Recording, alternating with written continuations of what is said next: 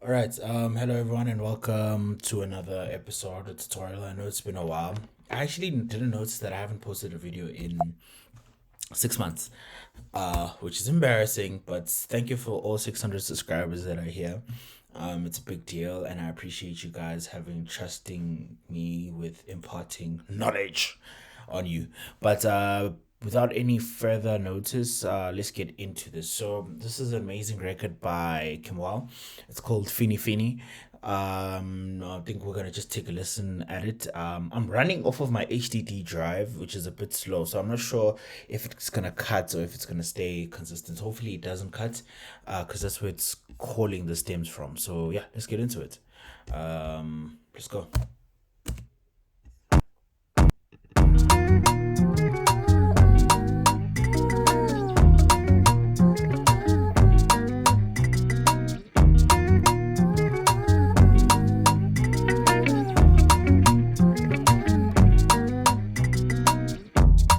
Tomato, artist your motive. Calling me dada when I'm in your belly. Don't be smarty, you did do. You say make I no more. Make I flood in my killy.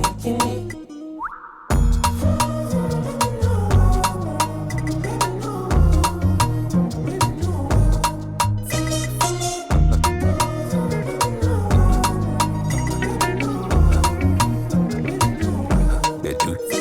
Oh yeah, jump, mutin lover. Until my color no reserve. She call me Genie, baby your wishing is my command. Oh yeah, no to shout, your neighbors look down, not your man. You look on me like small picking until I. Right.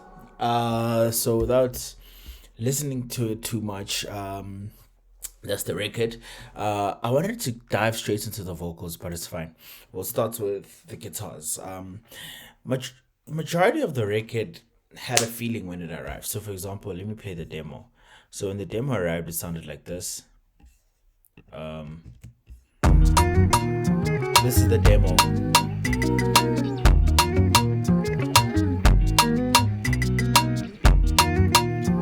This is the mix. This is the demo. Tomato, artist your motive. Mix. Demo still. Don't be smarty, you did do. You say make I no more. So what you can tell is it's very dark. A lot of the things are closed in, but the magic is already there. So the one thing about today's tutorial that I want to talk to you guys about is give and take in mixing. So the demo, the drums have a they have like a distorted, it's pleasant kind of a punch. But when I started getting into it and cleaning it up and starting to mix and make and do what I do basically, I realized that I can't maintain the same punch without sacrificing anything else, or at least maybe at this point, I'm not sure which tool I could do that with. But I had to make a compromise and kind of push it to the best way. We didn't really lose punch; we just lost the actual heard, that snappiness, but there was still that feeling of punchiness and fullness, but everything else could still shine and breathe while still touching each other. So the first thing that I did, I remember, was we were working on the guitars, right? So I'm gonna switch this off and then go into the guitars.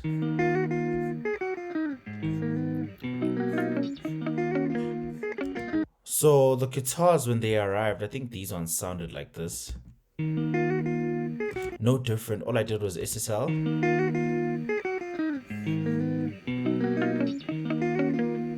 I just boosted some high end, high mid frequencies, low mid frequencies, and that was it basically. I just wanted to make the shine.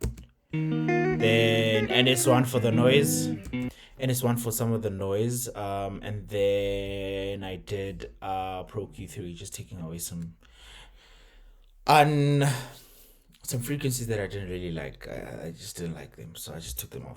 Then we have the curves equator working for the things we can't really hear. Then we have another set of guitars, which are these ones. This taka taka, this taka taka taka taka. This one, this part. Daka, daka, da. Those ones at the end, I think they have a CLA guitar, which is in an arena, and a delay, which is an 8 note. And reamping is off. That is basically it. And then we have these ones. Now with this one, I was messing around with the pedal board. And yeah, it was just a pedal board. I'm not sure. I think no. What's distorting this actually? Let's find out. Switch everything off except voltage amps. So this is what's distorting it. It's the Waves one. Okay, we have these amps from Waves. I just use this arena classic rock solo preset, and I think I just adjusted it because I wanted it to have a feeling. Because the guitars when they came in, they sounded like this. Because I remember when I was speaking to Kim, because we had it on more parts, and he said all he likes about it is the Spanish vibe, but the rock vibe opened up a new world, and he was like, yo, I like it. And I was doing it mostly to create a moment so that there's a contrast between the different guitars. That those moments are important because it doesn't make the song feel stagnant. It creates favorite parts for people to latch onto, even if it's just mixing. But if you know there's a swoosh coming in, the minute you hear it, there's that anticipation for a vocal to come in. Or if there's a like here where there's this electric rock guitar kind of a vibe, there's a da da da da da. And then there's what a small thing they do, you say, you know, and then there's this part again, and then it comes back to normal, but like it creates a tension. It's a push and pull kind of a vibe, and that's what we were creating. And I think that was basically it for the rest of the record. That's the only place that was there. And then everything else, the moments were mostly created in production, like in the music. There's small little moments like the whistle that Kim added. That was a killer basically. And then with the drums, of course, wishes of Orion. That's very interesting. Why did I do that?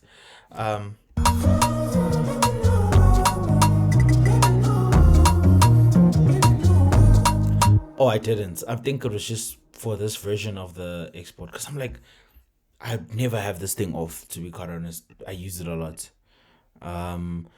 So we have something new on it. On the drums, we have something called Submarine. Oh, that's on the bass. Sorry about that, guys. We're looking at the wrong channel. That happens. Don't kill me. Drum bus. So on the drum bus, what we have is on the drums themselves. These are the drums. Boom cha cha, boom cha. It's the Brazilian. Do cha cha, do cha, do cha cha. You know, with some Afro flavor. This is the kick. So what we have on the kick is the G bus. We're doing an attack that is 1 milliseconds and a release that is on 6 milliseconds, and this is what it's doing. I think it's just taming. Then we have the C4, which is taming that high end. I think in the greater scheme of the mix, that it was the high end was too sharp. That's why I had to come back and do it with the C4. Then we have this. We have the Fairchild on it, and then we have a high pass, and then we have this. Yeah, it was. I think it was like it was too resonant. Like it was painful to this part of the head while listening, so I had to tame that. And then we have this, the rim.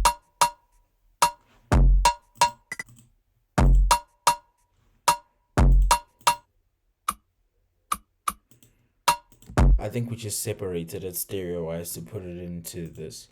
I think next time what I'll do is this and do learn, and then you can move it left, right, and see what's up. Then I think that will be cool. Okay, and then we have shakers. But these shakers were the from the recorded ones. NS1, CLA vocals, to taste. To taste. I can't say what is happening here. And then everything goes into the Orion. Then we're doing a dip again in the high end. Yeah. Because it was too sharp. And then we have one bass line here. Actually, later on we added two more. Kem added two more. I switched off Orion on the bass line because it was too much. I have Submarine on here. I think I just put it on and tweaked around. I don't remember what I did. It was to feeling. Let's hear.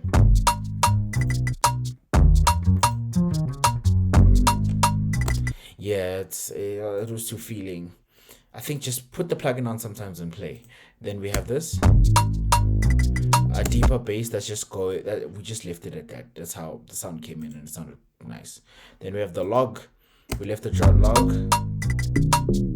We left the log as is.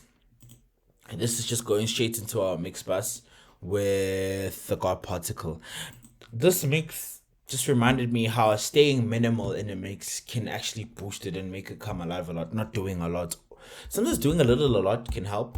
Because, for example, when we got to the vocals, that's when we went a bit crazy. But, right, let's get into the vocals, which are the Beyonce of this entire thing. I just moved the wrong thing. Let's get into the vocals. There we go. Vocals.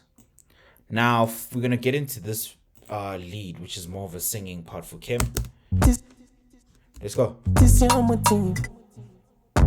Calling me dada when I'm in your belly. Don't be smarting, you did do.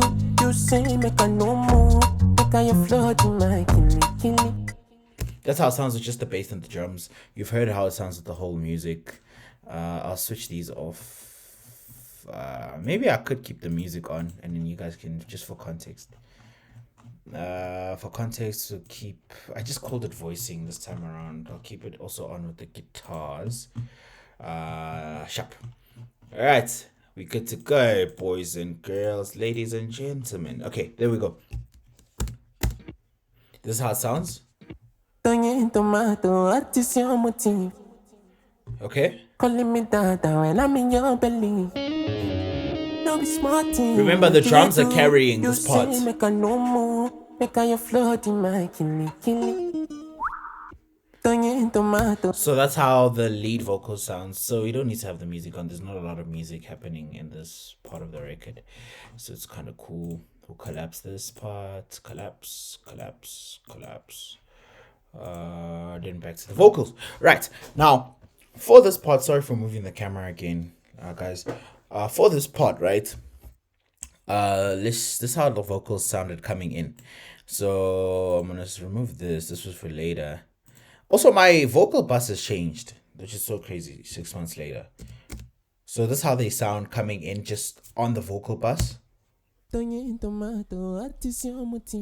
the vocal bus off. On again. We know what the vocal bus does it by now. First thing we did, this we're gonna come back to later. So this is called the Stabilizer by Ozone 11. I used a preset called Resonant Control because there was a specific resonant that I couldn't control on my own. I don't know what was happening on the day. I just couldn't do it. So I just put this on and it did the job. First thing we did, pitch correction. Waves tune as normal. NS1, cleaning it up. Sibilance just for a little extra. De-essing just for a little extra. Right? Then we have the Neve. That's where we're starting to sculpt. We use the preset male pop vocal clarity. We use the preset for male vocal pop clarity. And I don't think I adjusted it. I just set it and forgot it because we were moving. Then we used another preamp. Now, I use punchy voice. Usually I pair the Neve with the Manly. Manly has this preset called Silk. The Silk preset sounds great. And then Neve, it's either I'll adjust it myself or I'll use a preset also because it sounds good. They're there for a reason. Let's use them because turnaround times need to be quick. And if it works, it works. If it doesn't, you start over. Don't be lazy. Do it. You know. So these two paired kind of work great, and I was using them in the sense of saturation. Not even if in real life I had these units, maybe I would use them as a pair. But then from there, the vocal started sounding like this. That's without the two preamps. See, it has a bit more life. Then we start sculpting, we get into it. Woo! Look at this. Now here we were controlling the vocal. This is with the subtractive EQ on, off. Came alive. Come on now. And then now we're doing some de-essing. Single word, just to catch what we couldn't earlier, and it did. Curves equator, to catch what we couldn't still, because the aim here was to get the mix super clean. Okay, now we've done majority of the sculpting. Now we're controlling some more. Controls 76 for attitude. Come on now. You feel it? Like, so we're using the 76 to bring in some of the attitude. So we have an attack time at, I'd say this is 2, and then a release at 3. So it's happening. And it brought it out. Feel this is on, off, on, it comes out. Fairchild.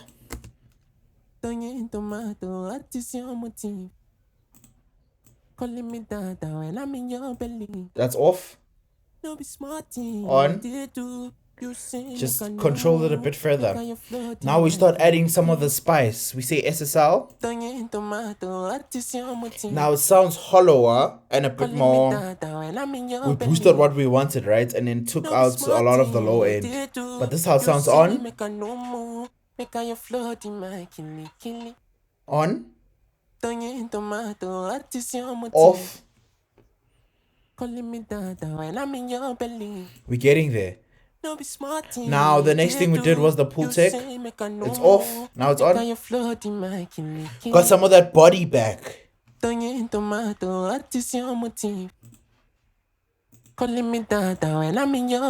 we got some more body back with the shine still, with the Hitsville EQ.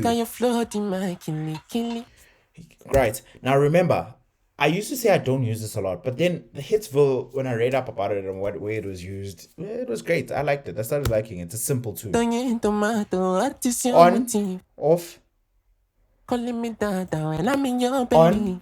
It added some flavor. You see what I'm saying? Then we get into the effects. The first thing we did was a Valhalla.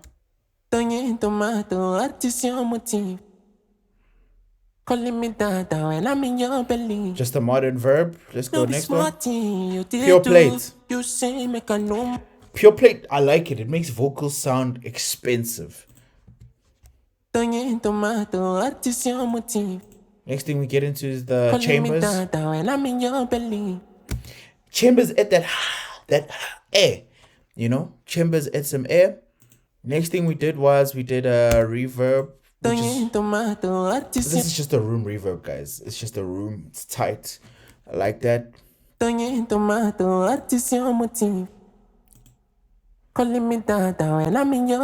Alright, now if you've watched this, a lot of the time I don't do parallel processing. Here I did some parallel compression with this distressor.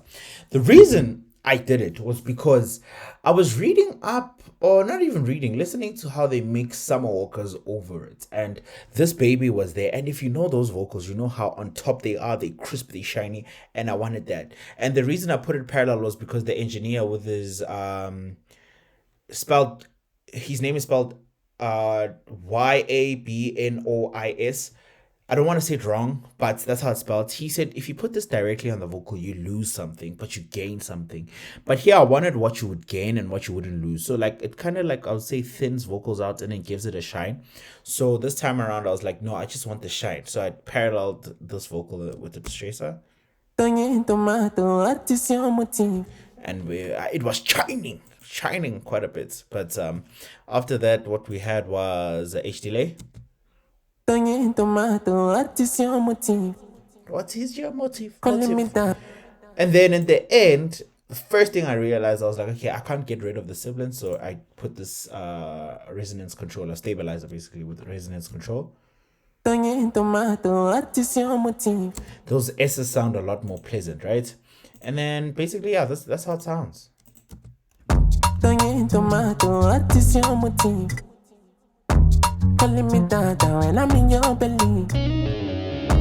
So this works well with its main call, which is that FINI, FINI.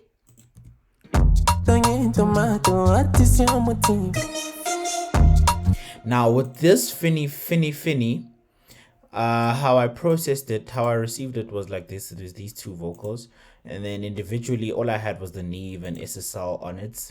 Similar to how I processed the main vocals, just different so that it works.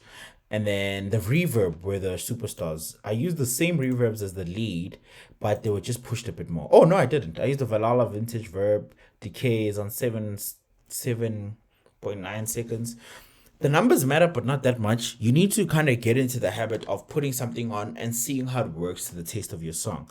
But the combination of these things is what I'm trying to show you. Then I have another Valhalla, which is on a different vibe, which is 1980s. The other one was not 1980s, it was 1970s, which is a later reverb. And then we have Pure Plate, which is also doing a lot. One of the main sounds on the FINI, FINI, and then the chambers. Same combination, just different to taste, so we can have it a bit of a longer and bigger reverb. So it's more, it's a moment. It's like. Okay.